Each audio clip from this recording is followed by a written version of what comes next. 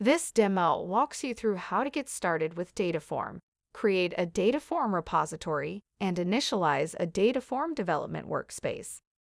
We will get you familiar with the file structure, where you would add new SQL files, execute your code, and view logs for your workflow executions.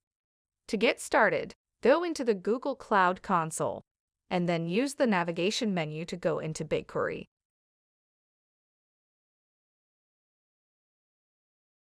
Once in BigQuery, you can click on Dataform on the left-hand side menu. The first thing you will need to do is to enable the Dataform service. So go ahead and click that. Once enabled, you will get redirected to the Dataform UI. The first thing you want to do here is to create a repository. Recall that a repository contains a single Dataform project that can be connected to your Git provider. Give it a name and then choose an appropriate region. And also note that there is the default Dataform service account already selected. Let's go ahead and create the repository. At this point, it is probably good to copy this service account into your clipboard, so later you can add the appropriate IAM roles, like the BigQuery job user role, for instance. So you have the permissions to run the pipelines in BigQuery. Now it is in this repository that you will now create a development workspace. This workspace, as you will see in just a bit, is where you can develop and run your SQL workflows. Give it a name and click the Create button.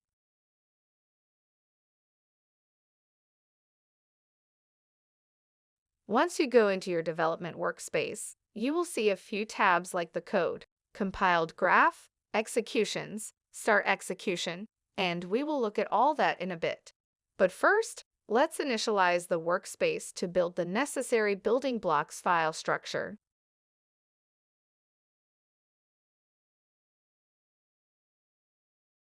Notice these starter files that get populated here in the Files pane. The Definitions folder is where you can create your SQL files. Recall the discussion on declarations in the previous lesson. Here is one example added for you.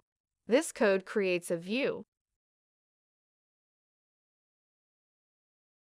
We also talked about the dataform.json file, which has the configuration that configures basic settings required to compile your Dataform project, like the project ID, table prefix, and schema suffix defaults, which you can override.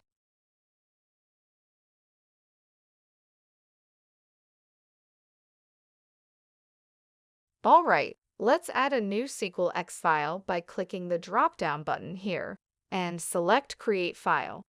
Add a name for your file and hit the Create File button.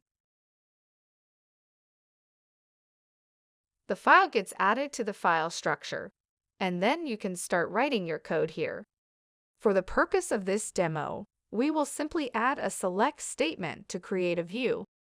And notice on the far right here how the code gets compiled almost immediately. You can see the object type here, which is a view. Okay, now let's go ahead and add another file. Give it a name, click the Create File button, and once the file is added to the structure, we can add in the code here to create a table.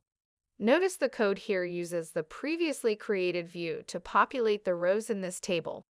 Again, the compilation happens almost immediately, and for now, don't worry about the error message here. Notice how the table name gets reflected here.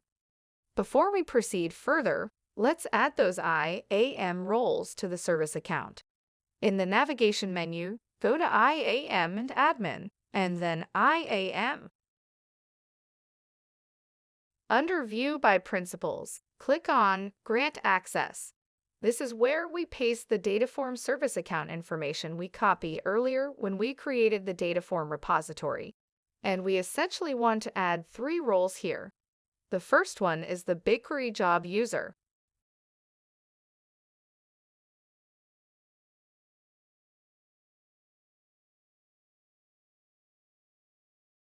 Next, we add the BigQuery data editor.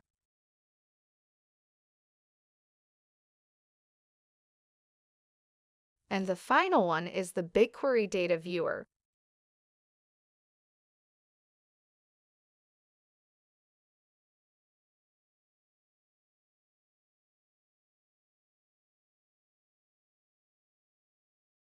Once that is added, we can now go back to the Dataform UI and navigate back to the repository and then into the development workspace.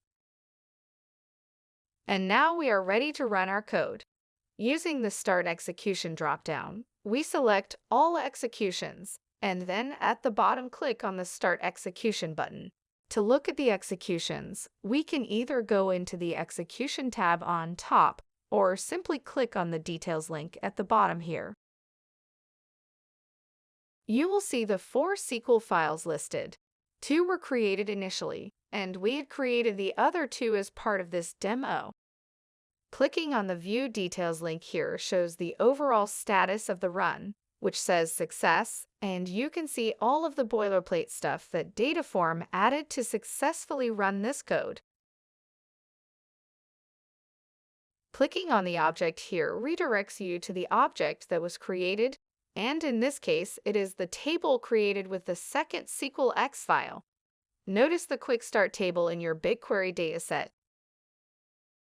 And if you go into the Preview tab here, you will see the table records. That's the end of this simple demo. There is a lot more you can do with Dataform. Feel free to try out the lab, and there is more information on our documentation site.